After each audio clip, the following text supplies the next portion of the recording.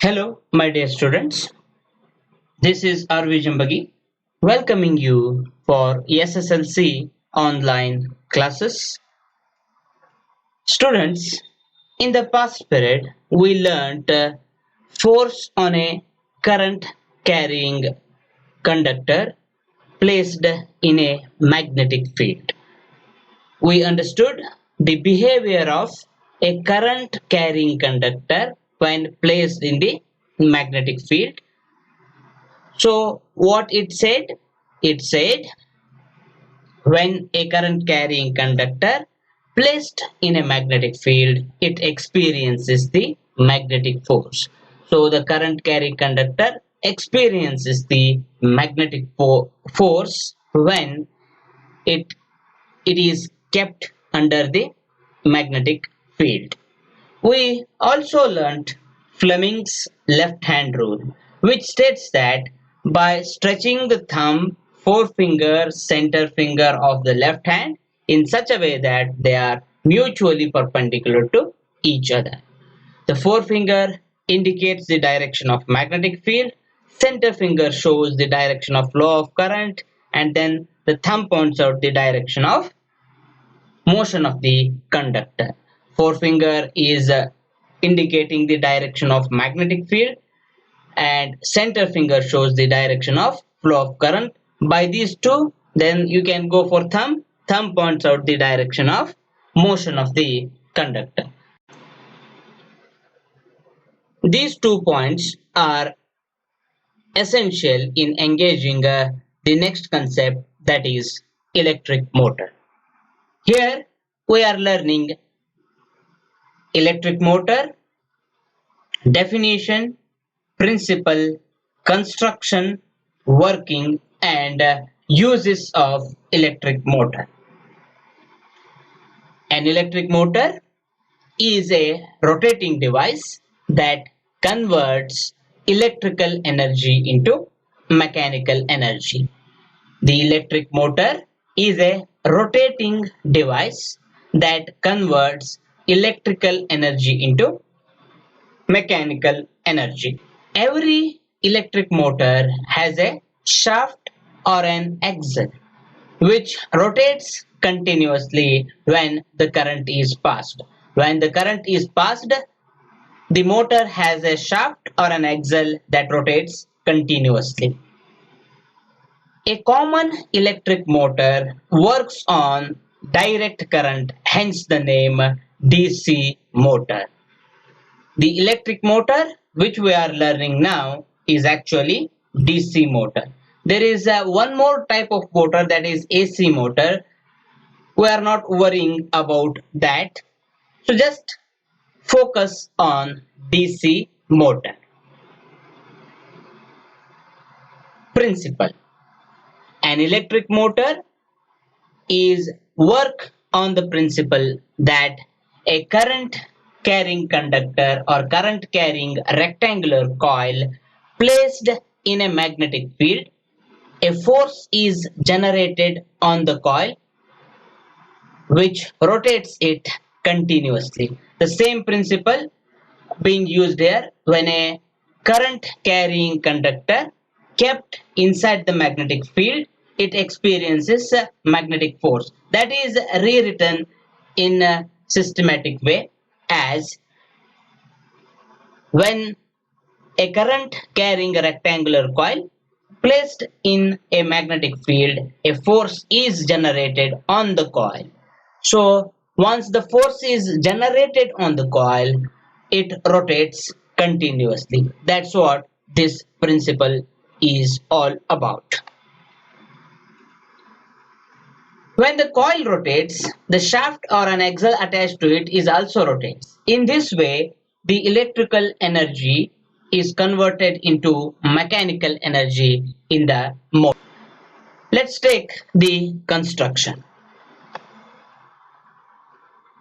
In the screen, you are getting the simple diagram of electric motor, DC motor. An electric motor or DC motor here consists of a rectangular coil ABCD of an insulated copper wire.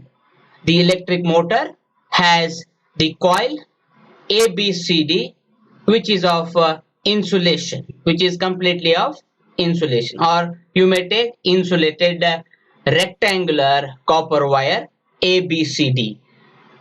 So this coil ABCD is placed between the poles of two strong magnets.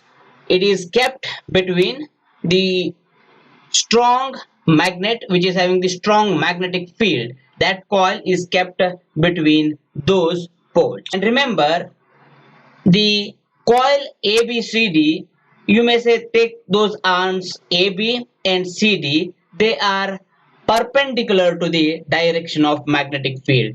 So the coil ABCD, in which AB is one arm, CD is the another arm. So AB and CD are kept perpendicular to the direction of magnetic field. We already know that externally the magnetic field lines are moving from north pole to south pole. For that direction, the coil is kept perpendicular. AB and CD arms kept perpendicular to that. Next, the ends of the coil are connected to two holes P and Q of a split ring, and inner side of these split rings are insulated and attached to the axle. So we have here the split rings P and Q, which is attached to the coil ABCD.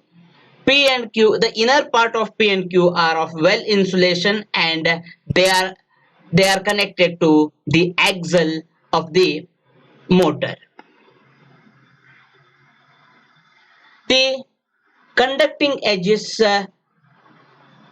of P and Q, the conducting edges of the split rings P and Q, which is connected to the brushes X and Y respectively, and hence those X and Y are connected to the external circuit, which comprises of a battery and plug key. I hope you understood the construction part of the electric motor, or simply DC motor. Let us move on to the working part of the motor. When the current is passed through the coil, it produces magnetic field. When the current is passed through the coil ABCD, it produces magnetic field. The magnetic field of the magnet interacts with the magnetic field of the coil and causes the coil to rotate. So the magnetic field of the magnet, which interacts with the magnetic field of the coil and causes the coil to rotate continuously. When the battery is switched on, so once the power is switched on, the current is flowing through the coil ABCD. That is, in the coil AB from A to B.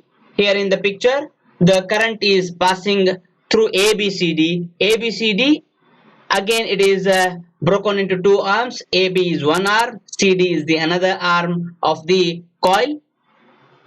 So initially the current is flowing through the coil AB arm, that is from A to B, and the magnetic field on that occasion is from north to south. So the magnetic field is from north to south, and the direction of current is from A to B on the arm AB. Now try to apply Fleming's left hand rule here.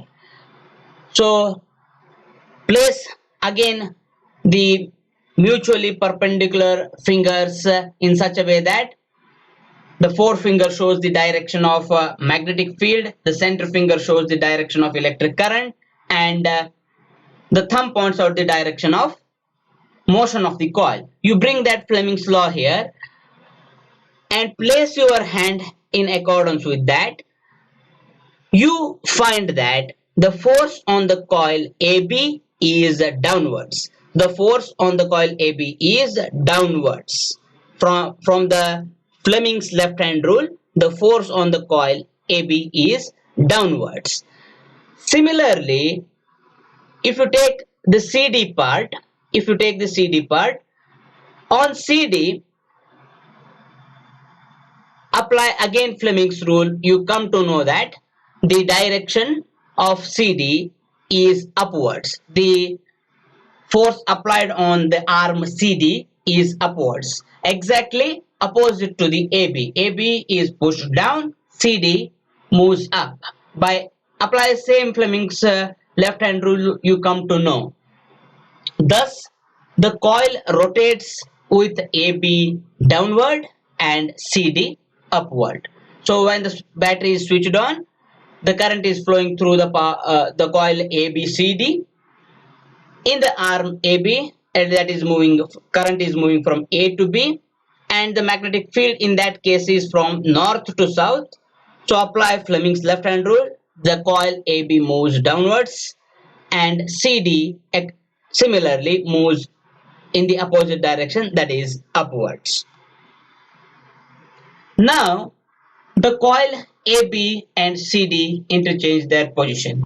After downward motion of AB and upward motion of CD means what? They are interchanging their positions. So the coil AB and CD are changing their positions. Now the current flows from C to D and magnetic field is from north to south, and CD receives upward force, and at the same time AB receives downward force. The coil ABCD now does half rotation for every cycle. Since the current flow after interchanging the positions, CD, the direction of CD, the force on CD is upwards, and on AB, that is downwards. So the coil ABCD is now does the half rotation for every half cycle. For every half cycle, the coil is doing interchanging these positions continuously. But we need a full and proper rotation of the coil. We don't want any half movements of the coil. We want complete motion or complete rotation of the coil. So it is necessary to change the direction of current in the second case. So the first case, AB moves downwards, CD moves upwards. In the second case, what it does? Again, CD moves upwards, AB moves downwards. So this half rotation is always making the coil to rotate only half, which is not useful.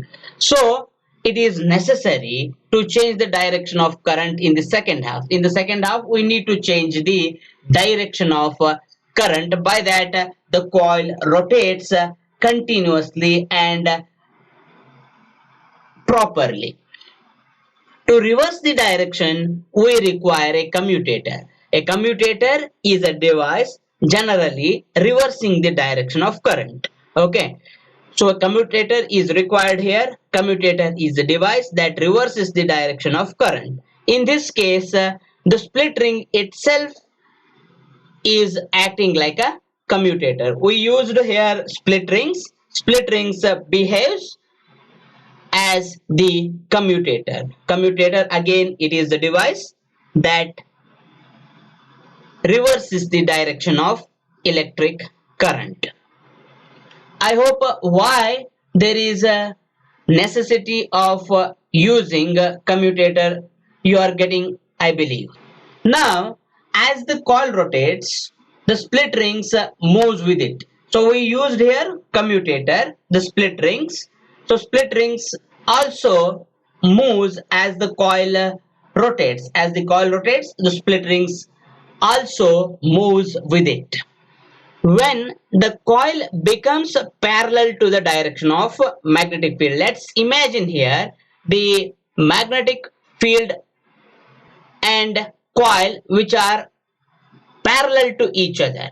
So the coil and field are parallel to each other. The brushes X and Y of the split ring touches the gap. Touches the gap means there is a gap portion in the picture here. Look that picture correctly. Let's go to the bigger view of the picture here. So it touches the gap means what? The X and Y touches this gap. X and Y when touches this gap, then there is no current at all as the circuit breaks. As the circuit breaks, when the brushes XY touch the gap, the circuit cuts off. There is no current inside the circuit at that point. Mark my words, at that point the circuit is going to break. Circuit is going to break means what? The current flow stops as the brushes X and Y touches the gap. The brushes X and Y which is in connection with the split rings X and Y. I hope you are getting these things clear. Due to inertia, even after circuit breaks, the flow of current breaks. Due to inertia of motion, coil continues its state of motion and hence it is moving. Now the split rings P is connected to CD. Now the split ring P is connected to CD through positive terminal of the battery and Q is connected to the coil AB through the negative terminal of the battery. This means the CD on the left side and AB on the right side, the current this time get reversed. That is through to the coil DCBA. The reversement of the current that is from DCBA. From Fleming's rule yet again, the CD get the force downward. This time after the reverse direction of current using these split rings. So CD in the initial case CD was moving up. Again the half rotations are doing that.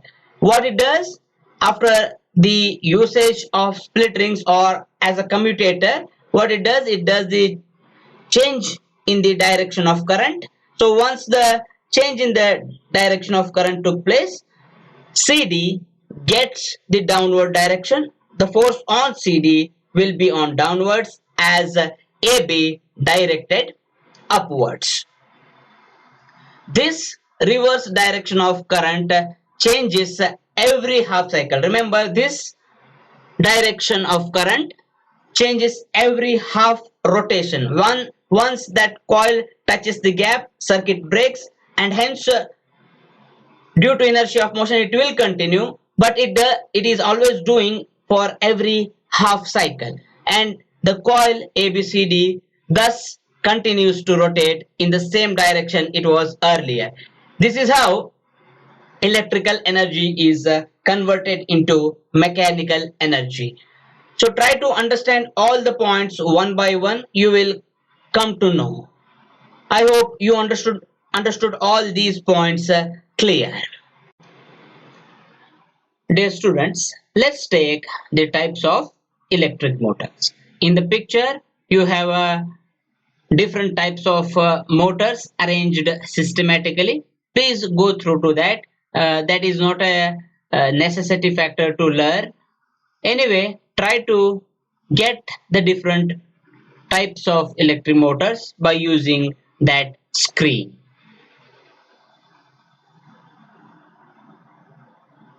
Now, I am giving some electric motors from lower range to higher range. So these are the different types of or different pictures showing different kinds of electric motors for their particular use. You come to know how the DC motors look like. Now let's move on to the uses of electric motors. Where you are using these electric motors. Electric motors are used in a variety of applications. Some of them are listed below. First one is drills. Dear students, you already know about the drilling machines. Motors are being used in the drills or drilling machines, and you are most oftenly known electric motors in water pumps. Water pumps generally use DC motors or simply motors are being used there. Drills, water pumps. Similarly, hard disk drives in computer systems. In computer systems, we have hard disk drives. So hard disk drives are also having electric motors. We are also having electric motors in washing machines and industrial equipments. In washing machines as well as industrial equipments, we are having these electric motors. You can expect the efficiency of a functioning of the motor is around 70 to 85%, as the remaining energy is wasted in the form of heat production and sound emitted. The efficiency of electric motors always lie around 70 to 85%. So 30 to 15% of energy in the motor is wasted in the form of heat and sound. Therefore, efficiency of the electric motor, the working ability of the motor is around 70 to 85%. I hope you understood all these points discussed today. In the next period, we will learn electromagnetic induction and related things. Till then, take care of yourselves and your family. Bye bye.